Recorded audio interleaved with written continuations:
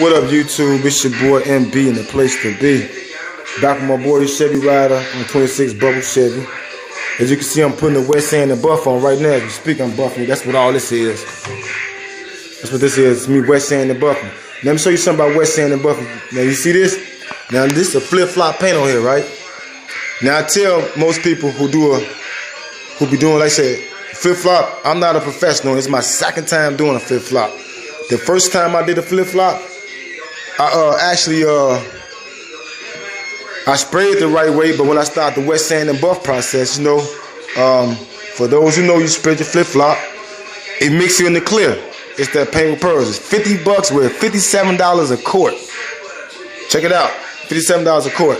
And what I didn't know, the first time I sprayed it, when you mix it in the clear coat, you do a black base coat, then you do a mix of your clear coat in there. And what I did was I started wet sand and buffing the clear coat, right? Now, when I did that, guess what happened? I started removing the color of the paint. Now, I did this for my boy Big D Box Chevy about 2 or 3 years ago. Check it out. It's on my Man of Paint Flows channel. It looked just like this. But after I buffed it, it didn't look like this. Because for the simple fact, I wet sanded the color out. Now, on this one, I went 3 coats of that black base, 3 coats of that regular clear with this in there. Then, because I know I got wet sand and buff it, I took a whole nother can of clear without nothing, without no flip-flop in it, and sprayed over it. And that's why I got this white residue right here. See that? Now, if I would wet sand and buff the clear coat with the mix in there, it'd have been coming out colors. And that means you're gonna cut through your colors, you know what I'm saying? But in this case, like I said, I did it the safe way. And somebody asked me, hold on.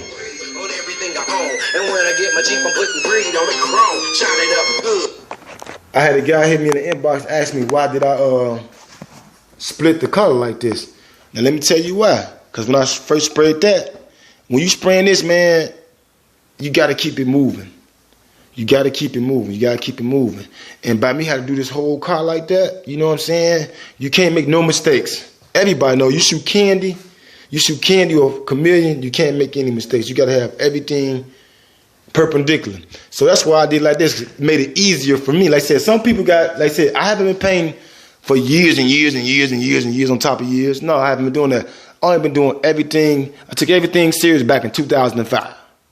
You know what I'm saying? That's when I started taking everything serious. But I didn't get on my right track until 08. I'm gonna be honest with you.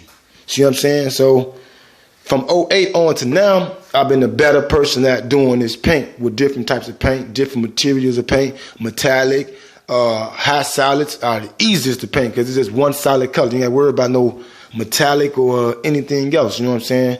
So what I want to say to this, when you shooting any color of paint, right, and you wet sand and buff, most people don't use this to wet sand and buff. Look, this is what I use to wet sand and buff. Most people are like, damn, there you go straight.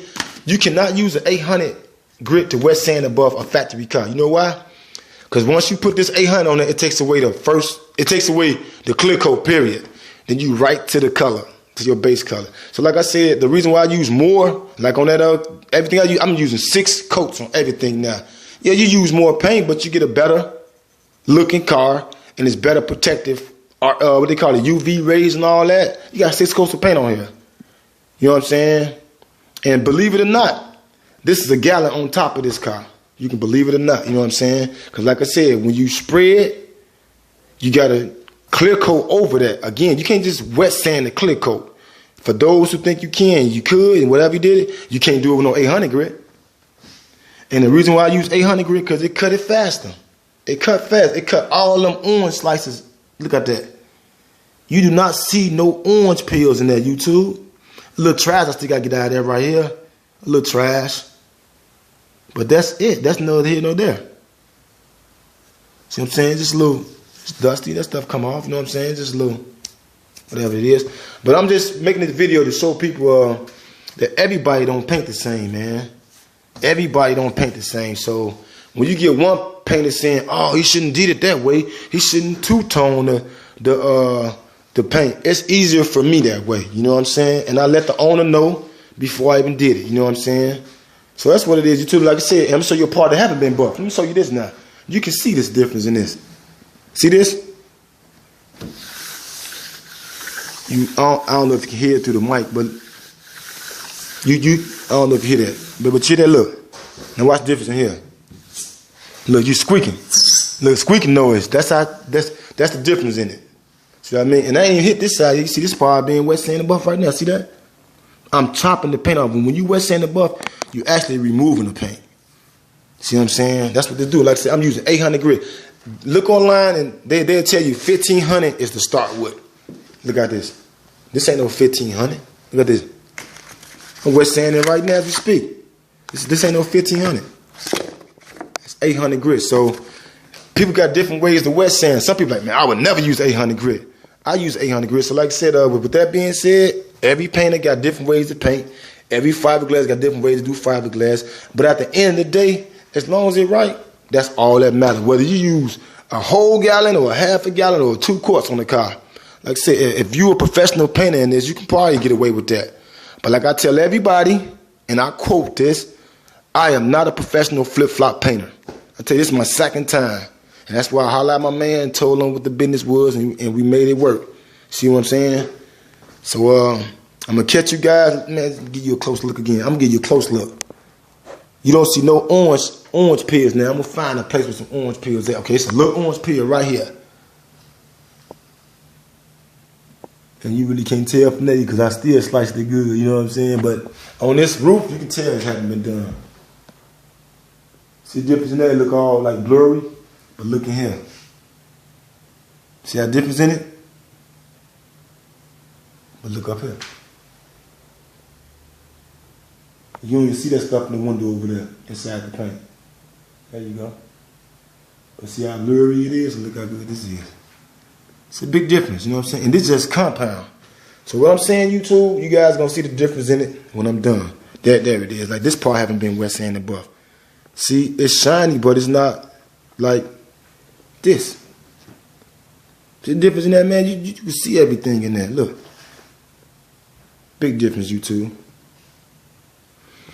Alright, so with that being said, let me go ahead and finish wet sand and buffing this. Because I gotta finish installing this alarm in there. Snatching all that shit down. It's dark, but you can see I got that all snatched down. But it's not dark, it's just dark to the camera. But let me go and knock this out because I got to still do my boy. I brought it home. I brought it back home. My boy, Reckless Dashboard. I brought that home last night. Check it out, YouTube. Just look at that, man. Like, this is dirt. Look at this dust. Look at that.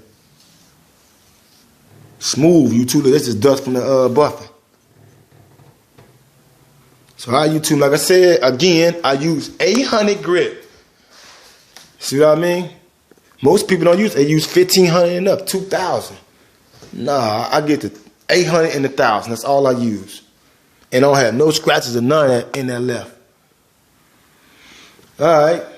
With that being said, your boy MB is out. And I'll catch you guys on the next one. You know what I'm saying? When I shoot the bottom. Like I said, y'all check it out, man. Everything I said, man, check it out. Like I said, man, everybody don't paint the same. You got some guys are better painters, been painting longer, or just got, you know what I'm saying? You got to do what you do, but what I do, it works. And it works hell damn good, too. So with that being said, man, your boy not tripping at all.